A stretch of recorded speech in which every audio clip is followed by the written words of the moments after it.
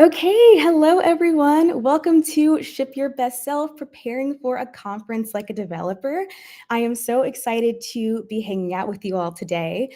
My name is Bree, and I'm going to be your host for the next 30 minutes.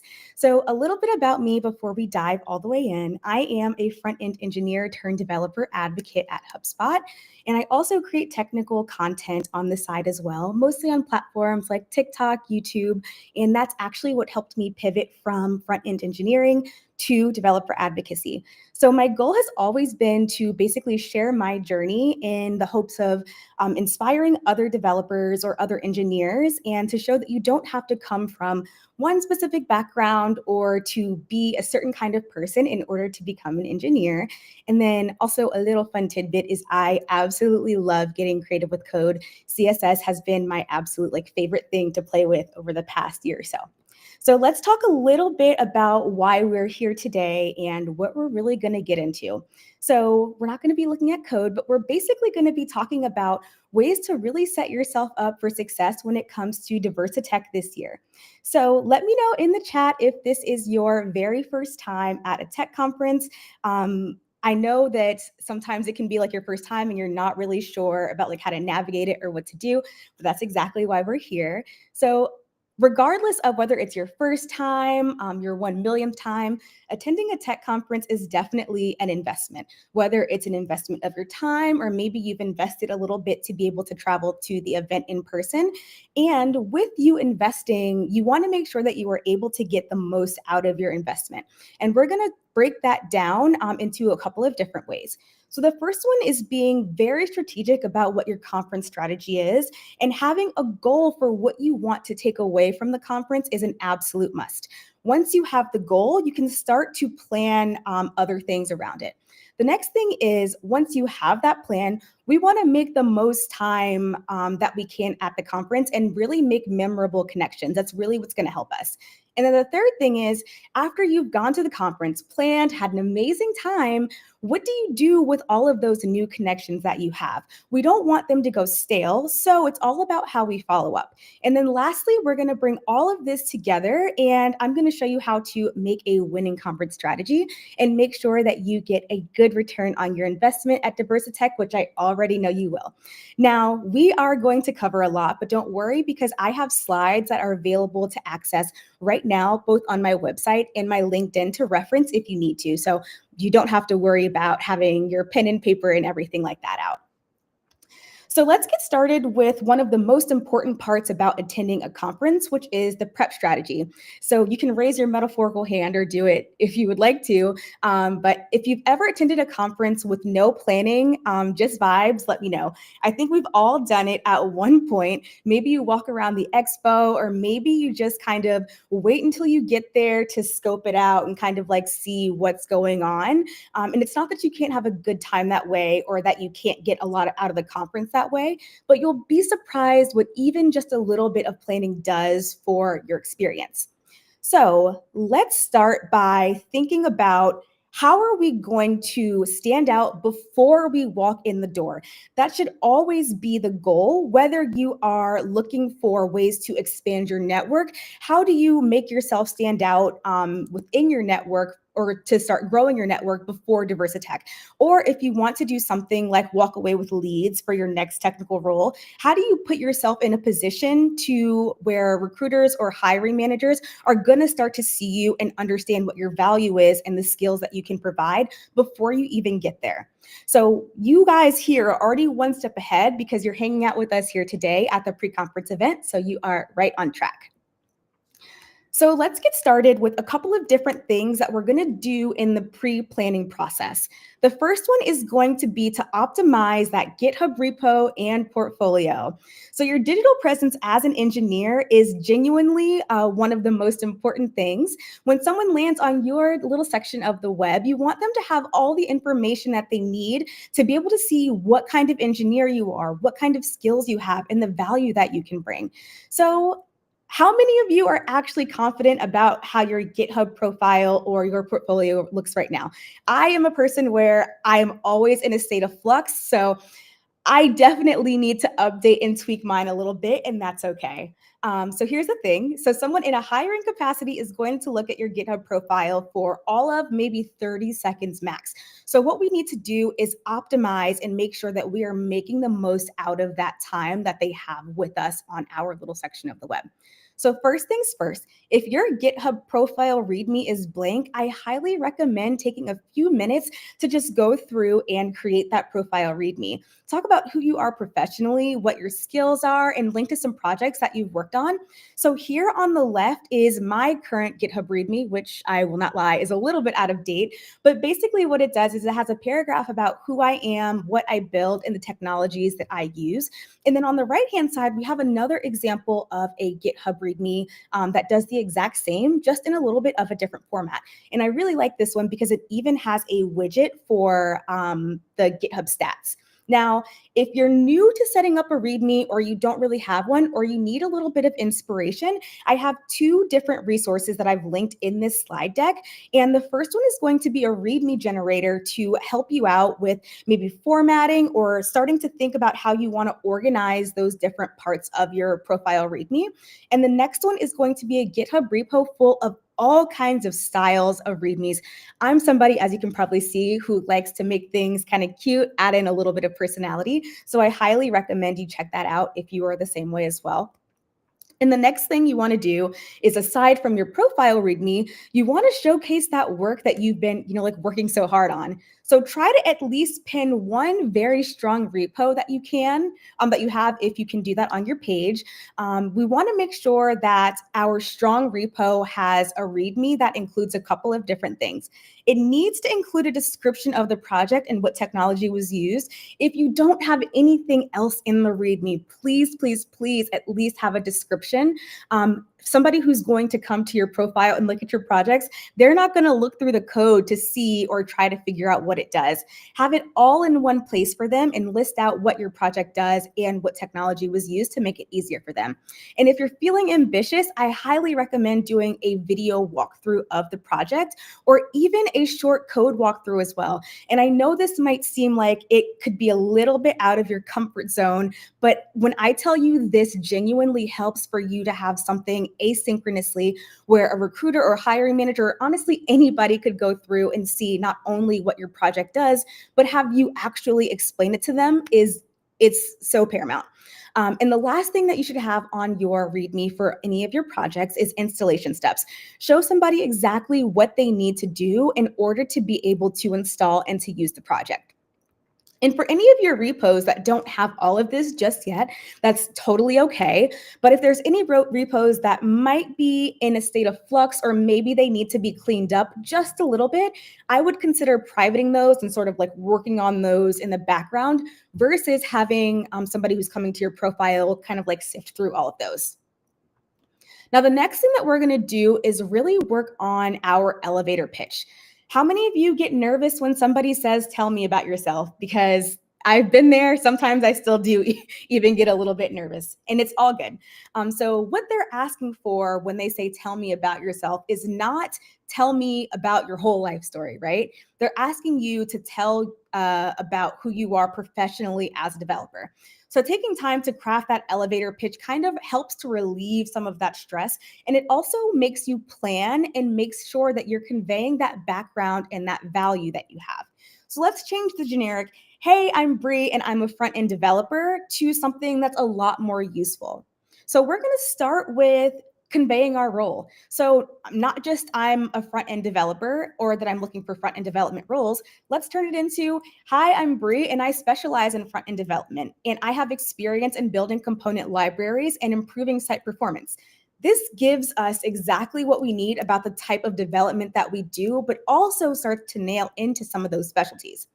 Then we're going to keep up that momentum in our elevator pitch by talking about what really excites us. We might say something like, "I've been focused on accessibility and UI design, and I love creating interfaces that look great." This gives more insight about who we are technically and maybe some of the things that we would like to work on or some of our preferences. The next thing that we're going to do is make a request, and we're going to make it specific. I'm looking for a role where I can build performant UIs. I know your company does a lot in the front end space. Can you tell me more about the projects that developers get to work on? So now we're asking an open-ended question so that they can tell us more about what their offerings are and sort of spark that back and forth conversation. So this feels a lot maybe in comparison to what we started with, but this is also a version that is very specific to your experience. And it's really key to consistently update this pitch and practice it and tweak it so that it feels natural to you. So give this pitch a couple of times in the mirror before heading out to the conference, and you're golden. The next thing that we need to do once we have the list of exhibitors, which we do in the event platform, we need to start researching now. Now, I know every single one of us has those very savvy skills of being able to find whatever we want to find on the internet when it's really important to us. So let's go ahead and put those skills to use when it comes to researching companies who are exhibiting at the conference. They're coming to the conference because they want to talk to you. They want to hear about your experience. They want to hear about the things that you're building and what you want to do. They're ready to have conversations, so let's give them something to talk about. So I want you to pick 5 to 7 companies that you're interested in, and you can find it, like I said, on the exhibitors part of the event site, and pick a couple of companies that align with your goals and interests. And then I want you to put those internet sleuth skills, and you already know which ones I'm talking about, to use, and research the company. What do they do? What are their products? What problems are they trying to solve? Does anybody that is currently in your network work for them? And during your research, make sure that you're checking their hiring page to see what roles they're currently hiring for. Now, if they're hiring for a role that fits you, put that in your back pocket. Make sure that you're checking that page also for their company values, for their engineering values, because this is really going to tell you a lot about how their teams are run and how they function. And then use whatever you find during your research to help guide and propel those conversations so that they feel natural and you walk up to the booths with something to talk about. And next, in terms of our pre-conference strategy, we're going to do some pre-conference networking. You do not have to physically be in the building at Diversitech to start networking. It honestly starts now. So I don't know about you, but in my moments where I am a little introverted, it can really help to have a familiar face or to know somebody walking into the room. It kind of eases my mind a little bit as I start to go into an in-person event, especially. And the best way to do that is by talking about the fact that you're going to the event. So maybe you talk about it on LinkedIn or Instagram or Blue Sky or wherever you show up online. And if you see that somebody else is going, feel free to say hi and introduce yourself. It is as simple as that, and it does not have to be complicated. So we're all here and we have at least one thing in common. We're at the Diversitech pre-conference and we can't wait for what's going to happen over the next couple of days. So maybe try looping that into conversation and like roll some of that excitement in. And I'm not sure if we've done this evening so far, but if you're looking for a friendly face, feel free to drop your LinkedIn or your socials in the chat and we can all connect together. So let's think about it this way. These days, it is honestly so common to meet people online before we actually meet them in real life, if we do even meet people in real life. So think about it this way. If somebody Googles you or comes across your presence online, will they see the developer that you want them to see? Are they going to see that you maybe haven't spent a lot of time putting into curating your presence as a developer? Or are they going to see the talented and valuable developer that you are? Because that is what you are. Next, let's talk about winning at the conference. So once your goals are set, your research is done, and your planning is in check, it's time to actually attend Diversitech. So here's the thing. You don't want to just attend the conference. Your goal should be to engage, to make meaningful conversations, and to leave a lasting impression. So how do we take elements from our planning stage and bring them into the conference with us so that we can do just that? Well, the first thing is going to be making it easy to connect. And I think that this is so important. You want to reduce any kind of friction that might come from trying to connect. When you're meeting so many people, especially in a short period of time, you just want to make it easy. So one way that you can do this is by creating digital business cards. And there's a few different options for this. You can do something like use a blank NFC card and a free app that comes on your phone. And basically, you are linking to your portfolio or your LinkedIn or whatever website you'd like to with one tap. And it's as simple as that. Or you can use a free service like Popple or Blink that have cards that you can use as well, and also apps that help you do it. Now, another option is going to be to take a screenshot of your LinkedIn QR code and basically set that as the wallpaper on your phone. And that way, connecting is as easy as somebody snapping a pic of your phone wallpaper. And then you don't even have to worry about unlocking your phone or anything like that. Or if you're really fancy, you can take this QR code and add it to Canva, make it pretty, add your socials, be fun, and dress it up. Now, while you can link your website or your portfolio, I highly, highly, highly recommend linking an actionable way to connect with you. So here's the thing. If I scan your QR code and you send me to your portfolio or your website, when we walk away, I'm going to have that tab open in the other 316 tabs that are currently open on my phone. If you directly link me to your LinkedIn and we connect right there on the spot, I have a connection with you before we walk away. And your portfolio, which is going to be linked to your LinkedIn profile, when you follow up with me after the conference, wink, wink, it's still going to be there and I'm still going to be able to access it. The next thing that we want to do at the conference itself is make sure that we know our audience and really know who we're speaking to.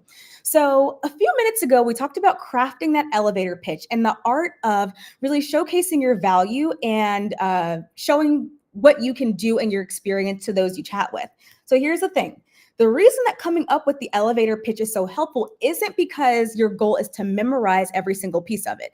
It's to know how to convey those technological pieces of your experience. So depending on who you're talking to, different pieces of information from that pitch will be important to different folks. Now, when we think about a tech conference where we are going to be talking to a lot of recruiters and a lot of hiring managers, you may want to approach those situations a little bit differently. So a recruiter is going to be focused on matching you to roles based on your skills. That means they want to understand what your skill set is, what your tech stack is, what your experience is to see if you're a fit. Now, when talking to them, it's going to be important to be clear about the roles that you're looking for. So conversely, when talking to hiring managers, they're interested in the tech itself.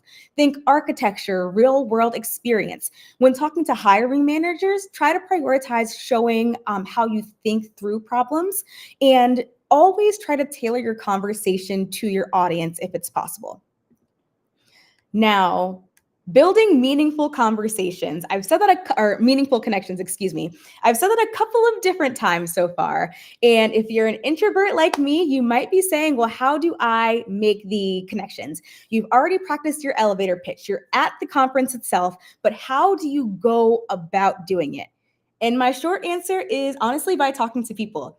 You came to an in-person event or you are planning to go to an in-person event because at some level, you like the kind of connection that in-person events bring. Even if you consider yourself a little bit introverted, or if you're feeling a little bit awkward about walking up to somebody and you're not exactly sure what you might say, take those baby steps to put yourself out there and really step outside of your comfort zone. So many people are feeling the same way, and I promise you, you are not alone. So first things first, and I know once we find our conference buddy, our conference person, our little group, it can be easy to stick with them the whole time, but I am going to challenge you to not do that. I want you to feel empowered to start attending events at the conference on your own because chances are you're not going to be alone for long. 9 times out of 10, people are so friendly and willing to engage in conversation, and all it takes is a simple hello. Now, I want you to try to aim for at least 3 meaningful conversations a day. And it's not about putting a counter on how many people you talk to, but it's more so a subtle reminder to get yourself out of that comfort zone. I promise you, you will probably likely have more than 3 meaningful conversations a day.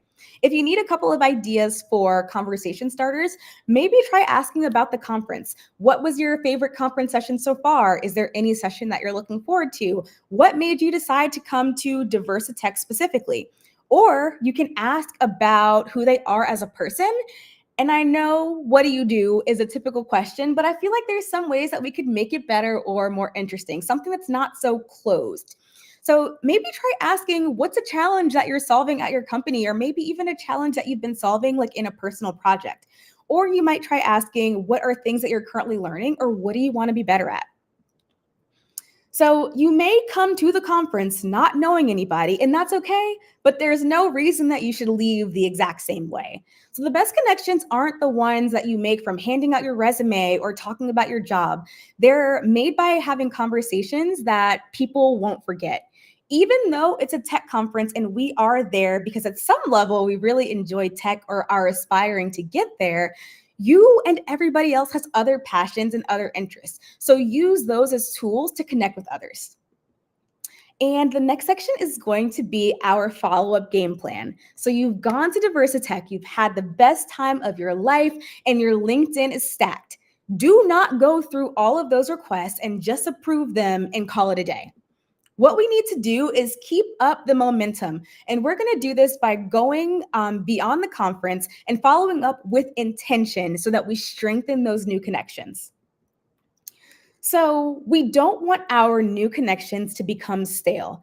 So while you're going through and reviewing your connections, send a message of follow up on LinkedIn while their interaction with you is still fresh in their mind and while it's still fresh in your mind as well.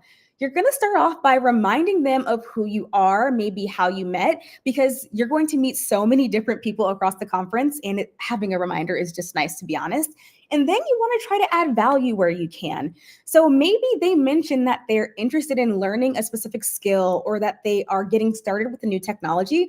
Maybe there's a resource that you can provide for them. Or maybe it's the opposite, where maybe you can connect them with somebody in your network. And then lastly, we want to end with an actionable follow-up of maybe a 20 to 30-minute coffee chat if you felt like that conversation that you had was really meaningful. So you have so many conversations in passing, when you're standing in line, when you're doing all kinds of things, but this is really a time for you to sit down and get to know each other and build and nourish that connection. And also, since you're connected on LinkedIn, if you see their posts and they're relevant, be sure to engage with their content. So Dejanay Robinson, who is coming on right after me, has a session all about leveraging follow-up, so don't miss it. And think about it like this. One thoughtful follow-up can be the difference between a forgotten handshake or hello and your next big opportunity. I personally can't tell you how many opportunities I have had the opportunity to see or to come through that come specifically by networking. And when I say networking, I'm not talking about treating people like a transaction. I'm treating my new connection as a human connection, genuinely getting to know them, caring about what they do, caring about things in their life. So I want to tie it all together, and we have talked about a lot so far. So let's take a deep breath. And just to remind you, the slides are definitely going to be available because there was so much information in these slides. But I don't want you to feel overwhelmed. I want you to pick a couple of things from this list, or a couple of things that I talked about, and figure out what's going to be the most impactful for you. I want to leave you with a couple of things before I round out my time today. And the first thing is going to be to take care of yourself. It is so easy to do things like forget to drink water and forgetting to take breaks when you're on the move. Take some hydration packets with you. Make sure you have your battery pack. Just try to make sure that you're taking care of yourself and that you're taking breaks and listening to your body, because you're probably going to be putting your body in a little bit more of a stressful situation than it normally is, just naturally by your social battery being, used for the whole conference. The next thing is make sure that you are open to having conversations when you least expect it. Some of the best conversations I've had at conferences have been in line while I'm waiting to get food, or maybe even I've gotten lost and I found somebody else who is also mutually lost, and we start up a conversation while we're trying to figure out how to be unlost or figure out where we're going. Connection is a conversation. It's not a transaction. Be natural. Be natural. Do not show up with your rehearsed pitches only ready to say those things. But more importantly, just be yourself. So we talked a lot about planning and preparing, and I want you to have those plans on deck, but also try to stay flexible. Feel free to go to an impromptu meetup, or don't feel bad if you miss a session or maybe you miss an event because you're in the midst of a great conversation.